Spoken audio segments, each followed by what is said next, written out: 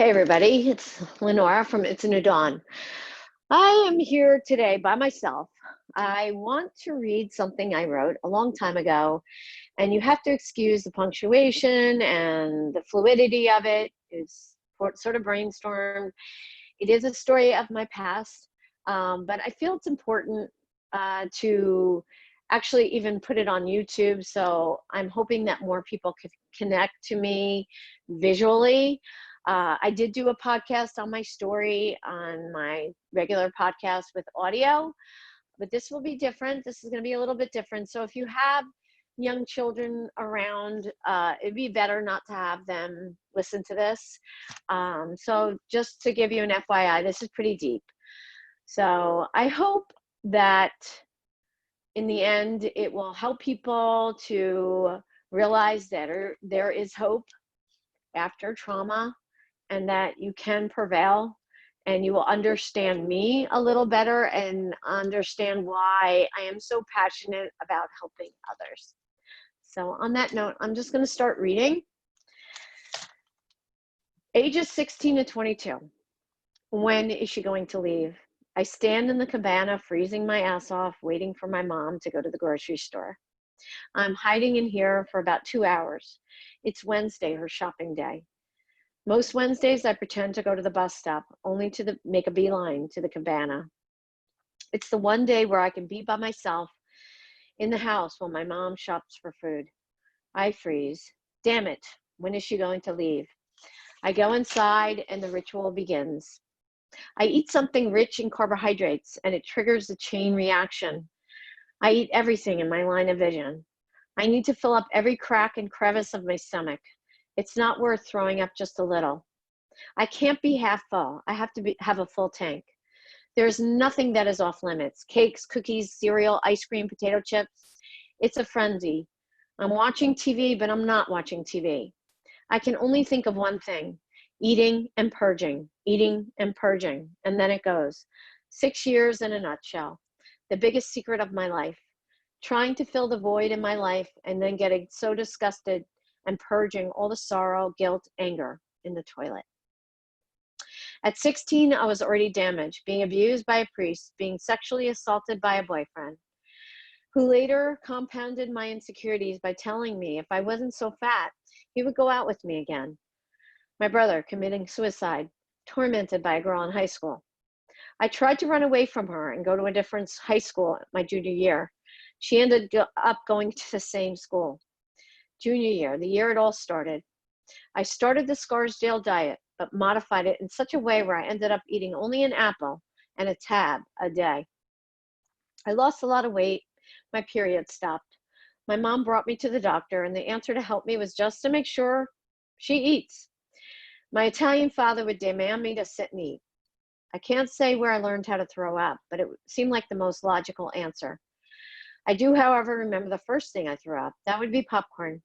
I remember how hard it was to throw up. I ended up finding the perfect ratio of water to popcorn to help the process and for it to be less painful. I would pretend to work out in the basement and use the bathroom there. It was the most private.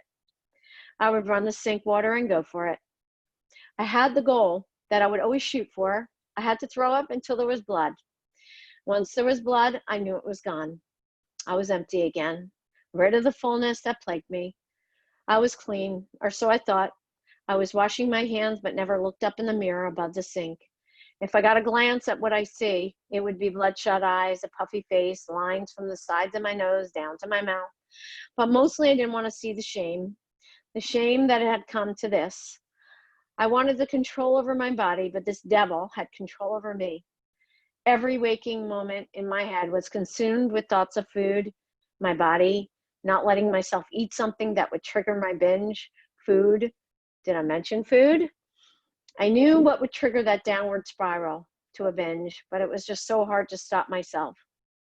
My body and my brain was craving healthy food that would nourish me, but my mouth would not allow it. It's a death sentence. How can I live like this? As time went on, I was a bit more creative at hiding this pathetic disease. Brushing my teeth right after an episode, and all the time brushing the acid all around and eating away at my enamel. I like to stay clean. It's so dirty. I take baths, lots of baths. When the water runs, I throw up. I stop, I soak in the tub, run the water again, and throw up again. What are these people? Stupid? No one questions all the bath, except for one sister who has it out for me. Anyway, will she just leave me the hell alone? She's always trying to call me out or abuse me in some way. Why are you always taking baths? Why are you in there so long? The ritual, run the water, look at my stomach. It looks like I'm 9 months pregnant. I weigh myself, get in the tub, throw up, weigh myself again, keep throwing up until I'm satisfied with what I see on the scale. Except I'm never satisfied. I'm never good enough. I date my boyfriend. The mood swings are immense. I am either hungry or I am full, looking for a way to get rid of the food. It is frustrating, and I am taking it out on him. I go and take baths everywhere. His house, friend's house, while babysitting. What the fuck is wrong with me? Somehow my boyfriend stays with me. I sure as hell wouldn't. I start to get pain in my chest, but I can't tell anyone what I'm doing. What will they think of me? I go to the hospital with chest pains time after time. I play dumb. I have no idea why I would have pain. I had my first car accident because I'm trying to eat a shitload of food to throw up while I'm driving. And I am consumed with trying to get enough in my body, in my belly, and not paying attention to the road. I rear-end another car. Shit, I got in an accident because I was obsessed with food. It is a drug to me.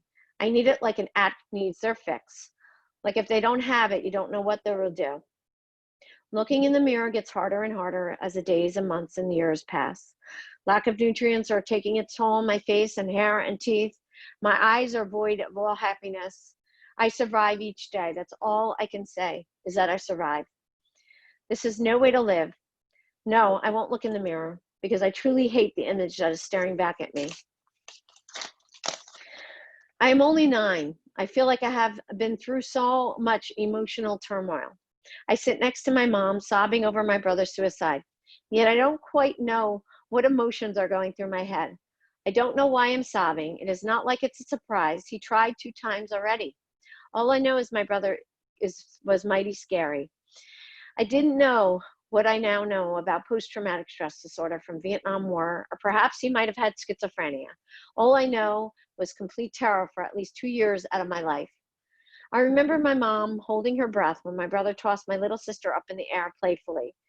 Times like these were so rare, and because of the majority of the times he was abusive, Mom just did not know that tossing playfully wouldn't lead into something downright dangerous. My mother and father were afraid to speak to tell him no. My mother didn't drive, so while Joey was home, he did a lot of the driving. I was more fearful of school than I was of Joey. I remember in 4th grade, because I couldn't hear or see well, I just didn't get anything that was taught in class, and the teacher would ridicule me in front of the other students. I would raise my hand when she said to take out my pencil. I knew there was a pop quiz. I couldn't do it. I didn't know anything. She would say, "You're faking it again, Lenora. Go to the nurse's office." Quite embarrassing for a young girl. I had verbally abuse. I had worse things to contend with, though. My brother. What kind of mood would he be in? Would he be just verbally abusive or physically also? The look on his face when he walked into the nurse's office was scary in itself. God, just get me home. I am stupid, pain, a burden, according to him. It must be true.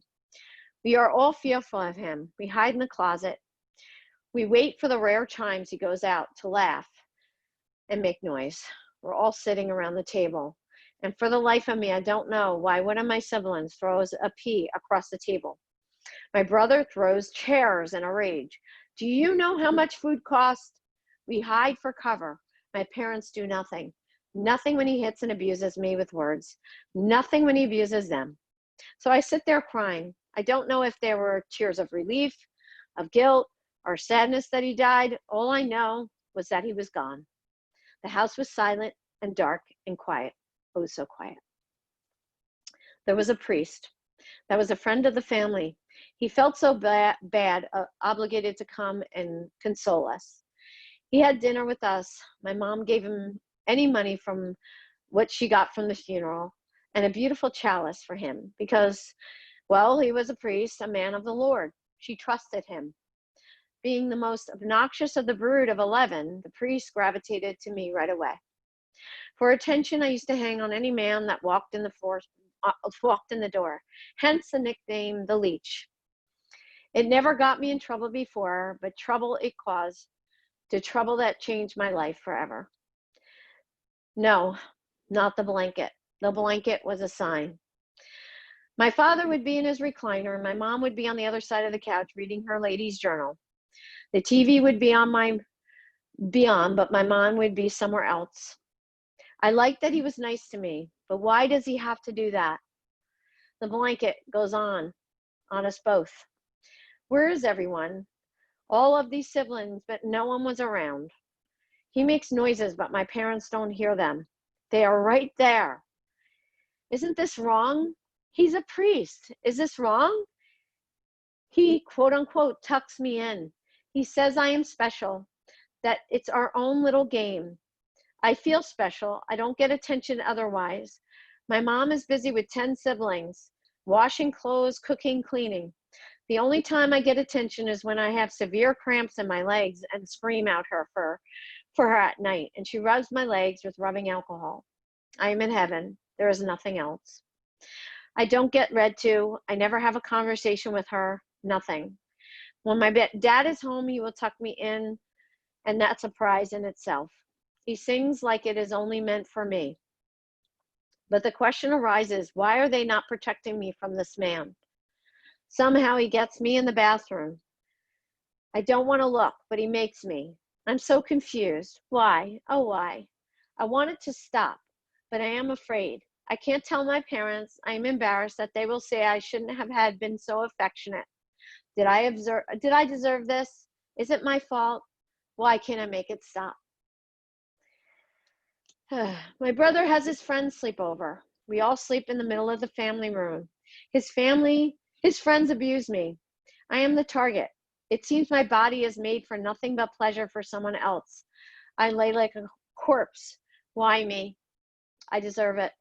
At some point, all the abuse ends, but the damage is done. I am no longer pure and innocent.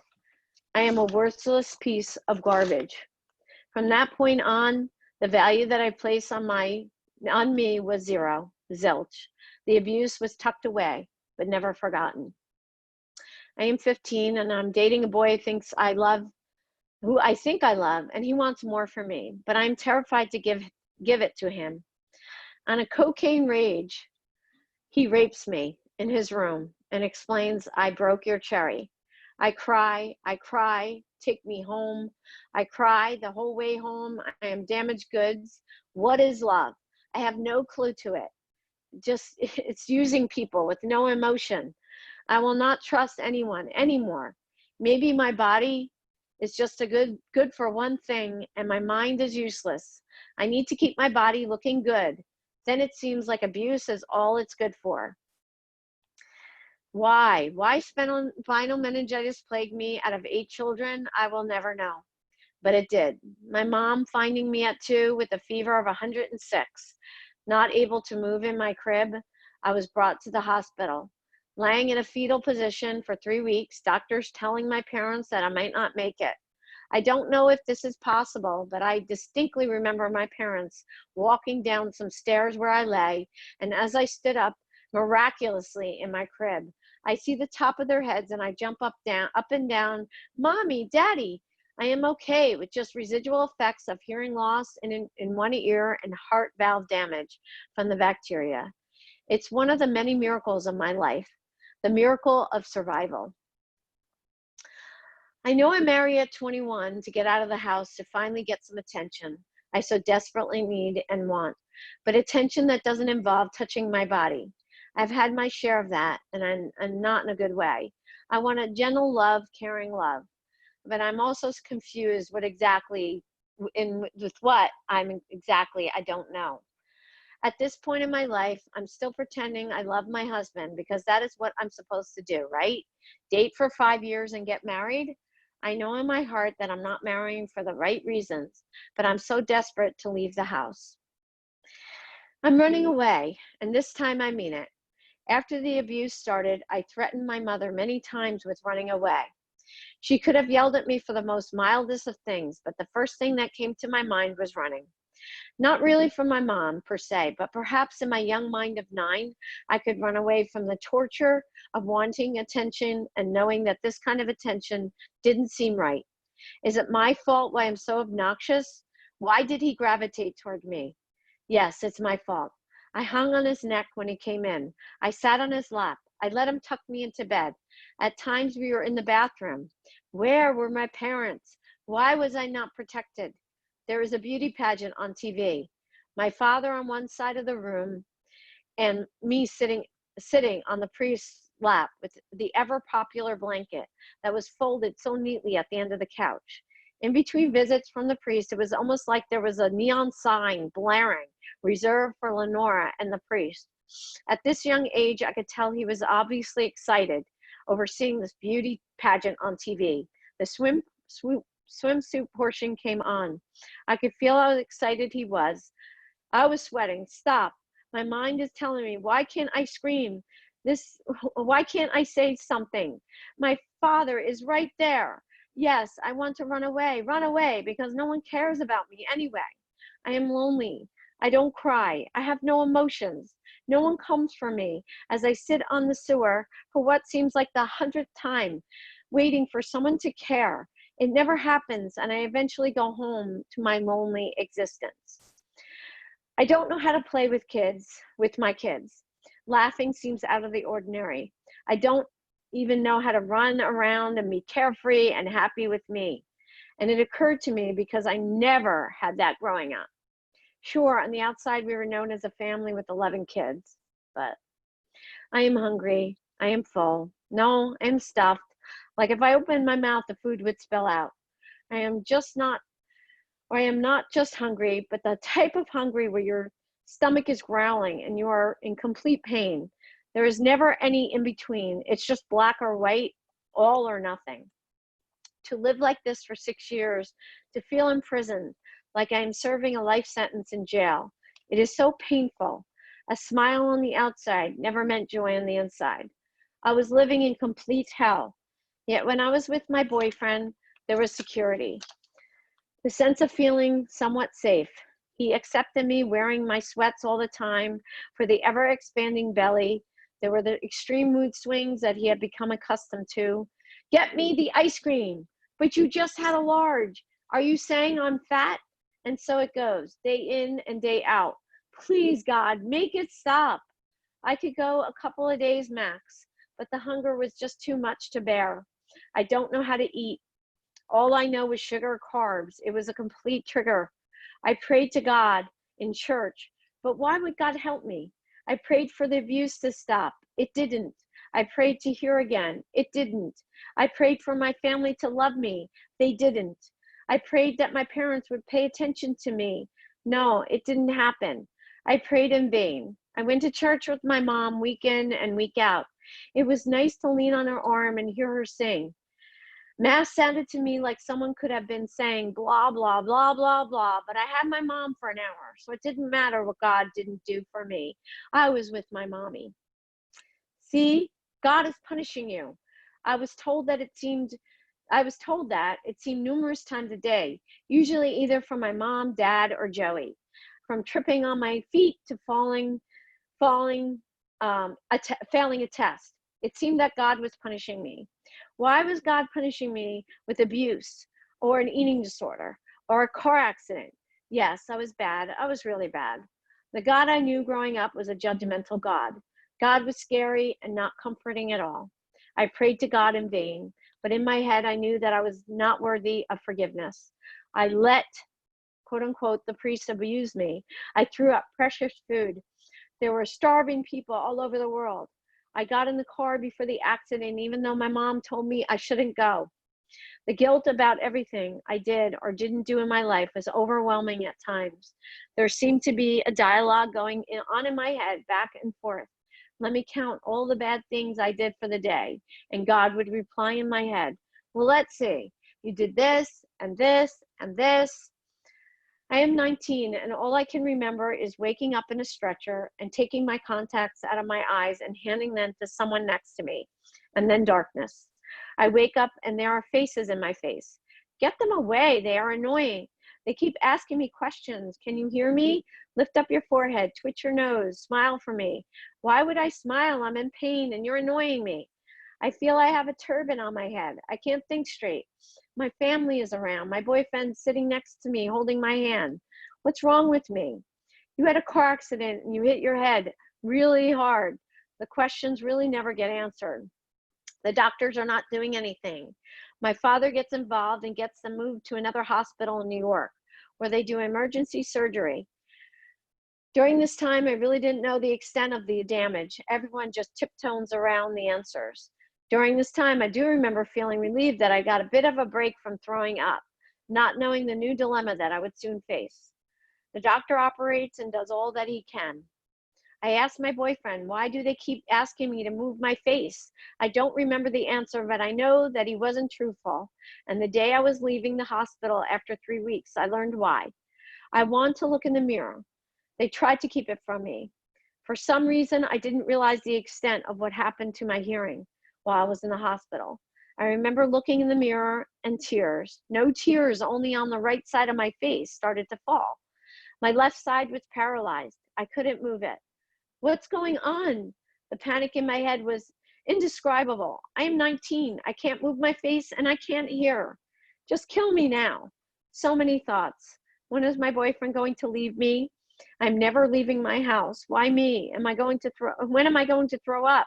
Just kill me now. God really hates me. I'm a bad person. I can't look in the mirror. I can't even have a light on in most rooms with mirrors. It started at 9 after the abuse. I remember it brought me great sadness to look at my reflection in the mirror. The mind games that went on inside my head usually went like this. You are disgusting. How can you let him do that to you? Why don't you say something? You are a bad child. You are bad child. God will never forgive you. When I was 16, it seemed like the disgust from the bulimia took over. The reflection that shone back at me was one of disgust again, but disgust in the physical sense. My face was etched with deep lines already. My eyes were always bloodshot. My face was always swollen. My hair was lackluster. My teeth were weak and ached. By the time I reached 19 and had my accident, it just added more fuel to the fire. My face was forever distorted. Looking in the mirror was actually painful. There's absolutely no joy in my eyes or face. I would put up a facade of happiness on the outside, but the pain inside was unbearable. After it settled in and I was able to grasp what the residual effects of the accident would bring me, I started to think about throwing up again, and with a vengeance. The accident did keep me from throwing up for a few months, but addiction found its way back. At this point, I had done so much damage to my digestive tract, heart and teeth, and my body in general. I really don't know how I went on with the drudgery of life and kept it a secret. Many times in the midst of laying on the bathroom floor after purging craziness, I would ask God to take me now. Just let me die, please. I couldn't take it anymore. At this point, it wasn't about the physical pain anymore, but the mental one as well. I would pray to God in vain, knowing there can't be a God. Why would all this happen to me if there was a God? But I had no one else. I couldn't tell my parents, my siblings, my boyfriend, or the few friends that I had. My life was one big lie. I just wanted to die.